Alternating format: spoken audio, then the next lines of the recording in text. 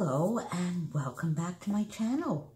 So today I am here with part 4 of my go-to designs, and I think this might be the last in the series for a little while. I'll look through my albums and see if there's anything else that I can see that is a go-to for me, but the ones I've presented so far are the ones that I do keep going back to time and time again. So today, as you can see, we're going for a diagonal design. Now, this was for sure, the first couple of times I did this, it was based on a sketch. I believe it was a sketch by Laura Whitaker. I actually saw it very, very recently as I was thinking about doing this video. And right now, do you think I could find it so that I could show it to you? No, I probably will the minute I finished recording this and put it up. If I do, I will try and see if I'm smart enough to actually add a photo in here somewhere. Not sure that I am. If I'm not, then I'll certainly post it if I can find it again in our Facebook groups, in the various Facebook groups, and on my page when I find it. So this is also, I would say, probably the most visually wow of the go-to designs. The original sketch that Laura had done was exactly like this. I think I followed it pretty closely, and it was completely embellished with florals all along that diagonal. It is great for a one photo layout. I like to see a square photo, but you'll see a little bit later that you can do a couple of photos. When I do a couple of photos, they tend to be rectangular in landscape. No, portrait, I should say. And then we'll see that just recently I discovered that you can orient this in various different ways.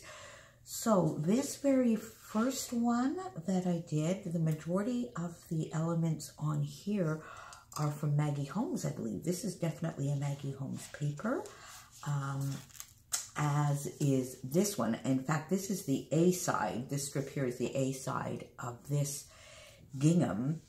And then, as you can see here, I did a lot of fussy cutting. I also got, oh my goodness me, there we're going to need to do some re-gluing here, so I better not touch this too much, particularly since I also have this little bit that came off from somewhere. So I'll have to actually go look at the photo and see what happened here. But basically, I used some Maggie Holmes. I used a lot of little word stickers as opposed to one very specific title, because I think this kind of design lends itself to that, with some lovely little word stickers tucked in here and there amongst the cluster of embellishments. I used here my punches and just punched out some flowers. I used some dies.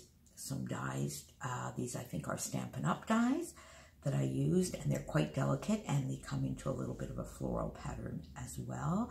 I used a little bit of acetate, but basically this kind of design really focuses your attention on the photo, and it lends itself beautifully to quite a bit of layering behind the photo. As you can see here, I have 1, 2, 3, 4 layers, and then the clustering. I didn't extend it out quite as much as the original sketch. I like to keep it in a little bit because I think, one, the diagonal brings your eye right through the photo, but then maybe the clustering a little closer to the photo frames it, and all of that together really brings our focus to the photo.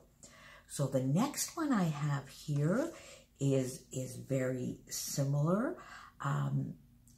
The embellishments here are a little bit more deconstructed. They're a little bit more not in clusters and not touching as much as they did on the first layout. I think this layout is probably the layout that to this day received the most likes on Instagram. I think it's over 200 likes. It's been scrap lifted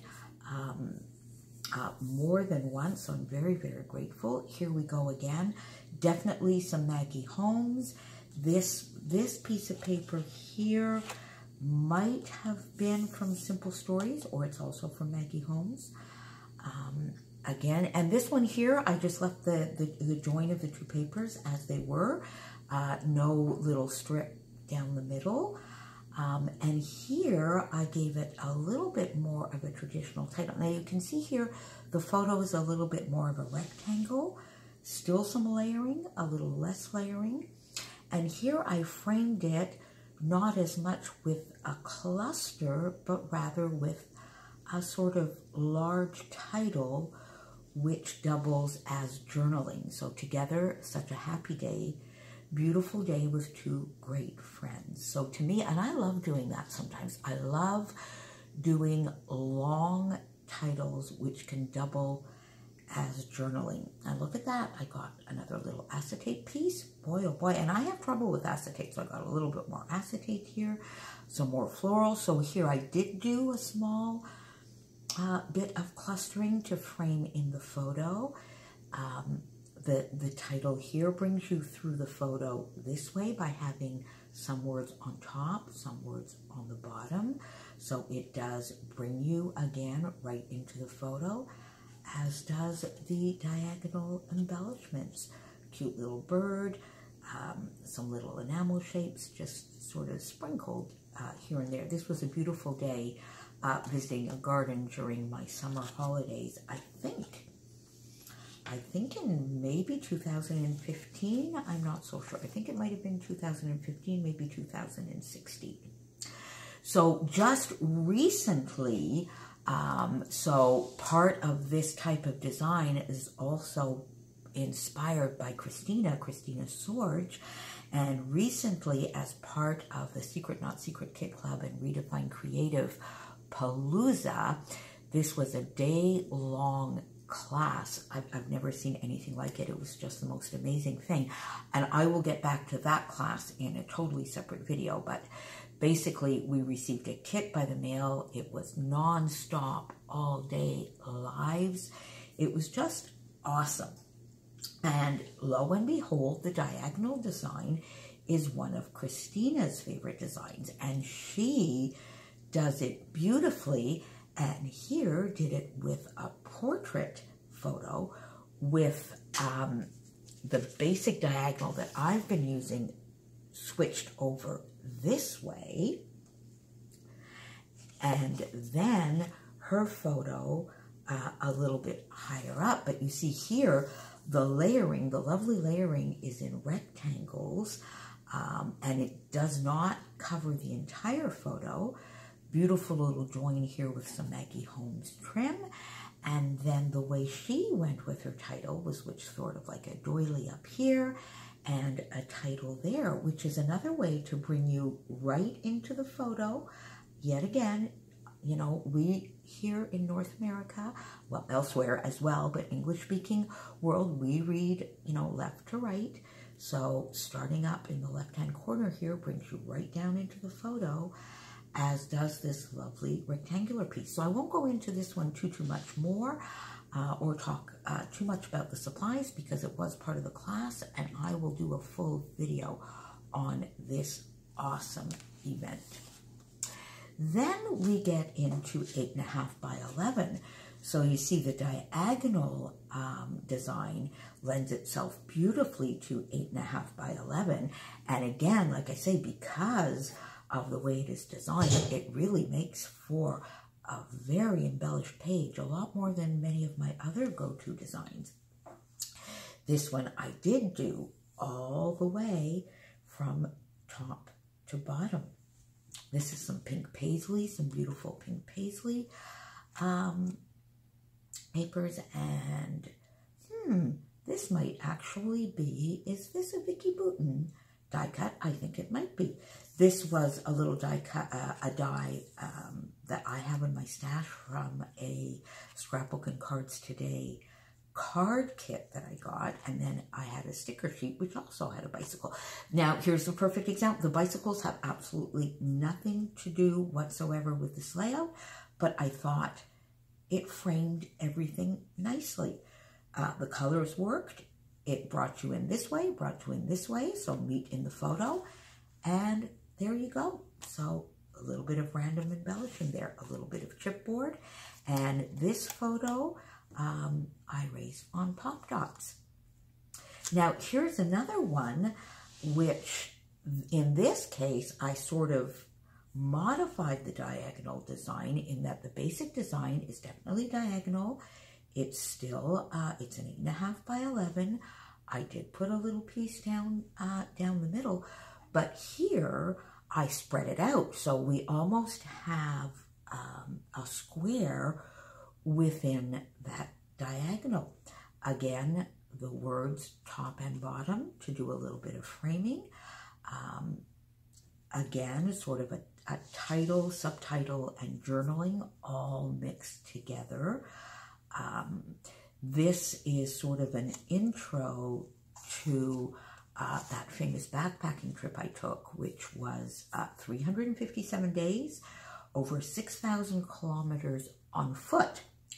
I don't know how many more kilometers I did in buses, trains, not planes as much, but buses and trains for sure within Europe. So lots of little word stickers here to let's go, pack your bags, go find yourself, embrace the detours, see the world.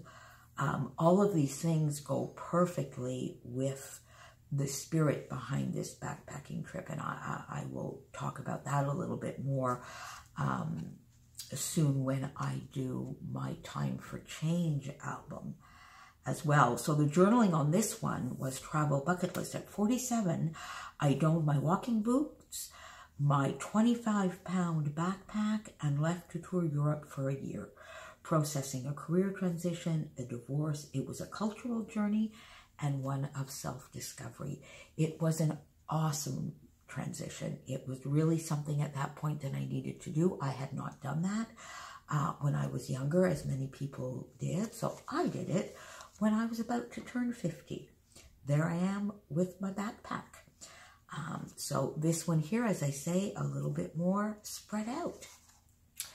Then I used the other side of this to do, and here we go. Now you see this mixes a bit together my go-to design number one, where I have the two slightly offset photos, in this case a photo and a journaling card. And this is just a fun layout. I got into Bitmojis at some point. My nephew and I used to text each other back and forth, sending ourselves all sorts of Bitmojis. We're into GIFs now. I'm pretty cool for an old broad sometimes, no? There we go. So this one, again, I put a little bit of a cluster up here. So I have the diagonal going the traditional way, but you see now I've inserted a little bit of a diagonal going this way with the embellishments, but I still think you get the diagonal feel. You still get a focus to the photos and a little bit of clustering around the photos to bring it in. And in this case, I actually used the journaling card pretty much as my title. When it rains, look for rainbows, choose happy. And I thought this was just, you know, a fun photo. And I did this for a Secret Not Secret Kit Club party. It was definitely a bonus challenge, and it was something about ourselves. I don't remember. It's quite a while ago now. It was maybe last summer or definitely last fall. And this is a Dear Lizzie paper. I believe it is from the Stargazer collection. And the white cardstock I used here in the back, I just did some star stenciling all over. So it could be a little bit of a make your own pattern paper. There we go. So see, this kind of design lends itself beautifully to both 8.5 by 11 and 12 by 12. Now here's a bit of a twist on the diagonal. We still have a diagonal. This time it's going this way. So it's sort of more at the bottom, but not quite to the halfway mark, more to 2/3 or 3/4, and then a mirrored, much smaller diagonal here at the top. So it brings everything, and then you still have this traditional diagonal here with a cluster, the title, the photo, and another embellishment cluster. Some craft cardstock here. This is some Chanel. I think this is probably the Go Now Go collection. I used, this one is the 12 by 12, and then you can see here in the smaller diagonal, I used a 6 by 6. Same pattern, but scaled a little bit more to the diagonal. Same principle. Here I have a 4 by 4 square photo. So here I put a little square. This is a 2 by 2 little 2 by 2 card. Some little circles that I put here. And this one I put a little bit of an oval because I wanted it to be just a little bit longer. A little bit of a cluster here, some wood, a wood button here, a wood button here, and because this cluster is smaller, a smaller wood button here. So quite easy, quite pleasing. I quite like this actually. I think I have only done the one this way, and this might have been another sketch. And then of course you see you have everything here just backed into various squares of paper. So this is quite a fun adaptation, and you could definitely do this one this way. I'm not so sure I would do it this way. I think that this might be a little bit top heavy, although you never know, you could, I guess. But I think maybe here, if I did it that way, I would maybe use a longer or a more portrait photo and not include this cluster. And I probably would not put the journaling here either, and I would make this maybe a little smaller. I don't know. What do you think? Give it a try. Let me know. Show me. There we go. And then the last one I have to show you in my go-to diagonal design, you're sitting there going, Mo, that's not diagonal. That's not a diagonal at all. Well, you're right. It's technically not. But you see here, the embellishment is done diagonally, and Chopin is here visiting with us, and so is the mixed media underneath. So it still has a diagonal feel to it. All of the embellishment is on the diagonal, starting and following the mixed media misting that I did on the white cardstock underneath. Then, of course, I did add some rectangles here to bring it out, the square photo. But if you look at this, we basically still have a diagonal design or a diagonal embellishment, which to me is almost as fun as a diagonal design.